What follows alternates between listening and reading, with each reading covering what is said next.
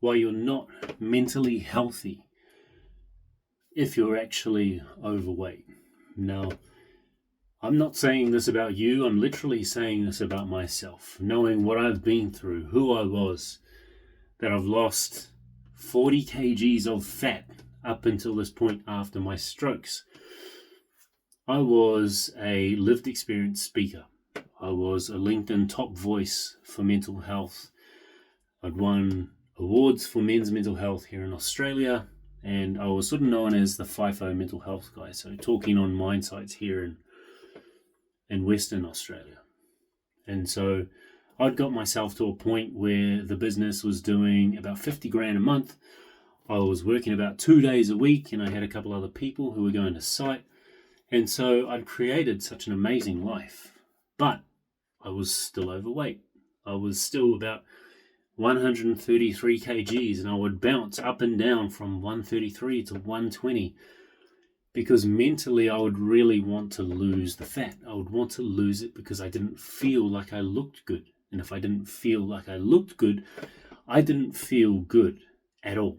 Like, didn't feel good enough. Yes, there were parts of my life that I was doing very well in. I'd become a speaker who was, confident enough to have a business, to help people, to connect with people, and then to have, really deep, amazing one-on-ones afterwards and really help people feel and release what it was they were going through. But I was still overweight. Yes, I was making money. Yes, I was only working 2 days a week now and spending more time with my girls, with my partner. Even got to a point where the business was doing so well that my partner dropped off from 5 days a week to 4 days a week to 3 days a week. And we were working to get her to a point where she could stop working for the government and really just start doing the back end stuff for the business. And so if you look at it like that and you think about everything except how you are nutritionally, how you are physically, the fact that you're overweight, that I was overweight, it can be very easy to see all the good things that you've created in life and then overlook what it is that's really happening, right? And why I say that is because when I look back to me being overweight, I was connected with people in the mental health space who were overweight. And, a lot of people have this aura or this belief and this energy that they throw out to the world that, they don't need to lose weight because they feel good as they are. They love who they are. But when I look back at me, if I was to pretend that I loved who I was, and if I was to throw that out and try to force people to believe it, it wouldn't be true. And I know this now because I've lost 40 kgs of fat. I've completely shifted and changed my nutrition, my exercise, my mental health. I've completely shifted it. And the way I've started doing that is going on carnivore, cutting out treats. It was really bloody hard. I cut out sugars. I cut out bad fats, trans fats, that sort of stuff, like artificial sweeteners. Cut out that, cut out alcohol, holy moly. And then got to a point where I cut out coffee as well, caffeine, no caffeine at all. And so as I've started doing all this, as I've started cooking with stainless steel and the pans that aren't non-stick, right? As I've started drinking filtered water and really focused on my nutrition, my physical health, that's really impacted my brain and the way that it operates, the way that I think. Like, all of the problems that I had before would have been because of how much caffeine I was having, how much alcohol I was drinking, how much treats I was having, and how much that actually impacted my brain, the amount of carbs, the amount of sugar that was going up into the brain instead of the brain like utilizing fats. And so the more I've done that, the more I've had to let go of all of the things that I was using to feel good in like sporadic moments. Because I was so overweight, because I really hated how I looked, and I wanted to drop weight so fast, if something didn't go right, no matter how much money I was making, no matter how much time I was spending with my girls, no matter how little time I was working, everything else in life was going really well, bunny ears. But there would be this feeling that popped up. Oh shit, I'm not good enough. I don't feel like I look good. I don't feel like I'm okay physically and nutritionally.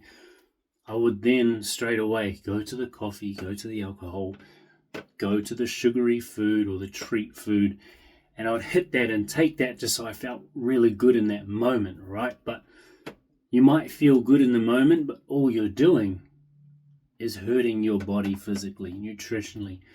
You're not actually getting better. You're not actually moving yourself back to a point where you feel proud, where you really do feel good enough. And again, this is all about me and the way that I view the way that I've dropped fat and why I finally got to a point in the first time in my life, and I'm 34 years old, that I actually love myself.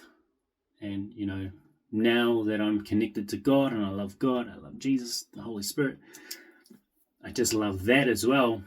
That helps me love myself deeper.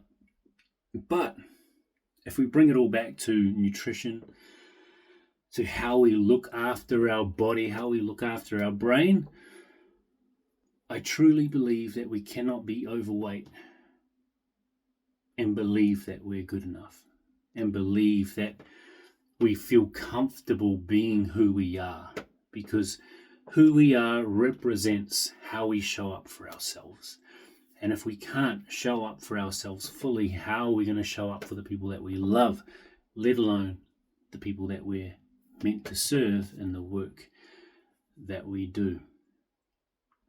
But when I look at that, trust me, you are good enough. Like we all are. We were born good enough. We just went through moments and memories, trauma that made us feel like we weren't, that made us feel unsure about how we should show up in the world to finally get the love that we wanted from mum or dad or from our brother or sister. And if we don't get that, we're going to constantly have to show up as someone else to get it, right?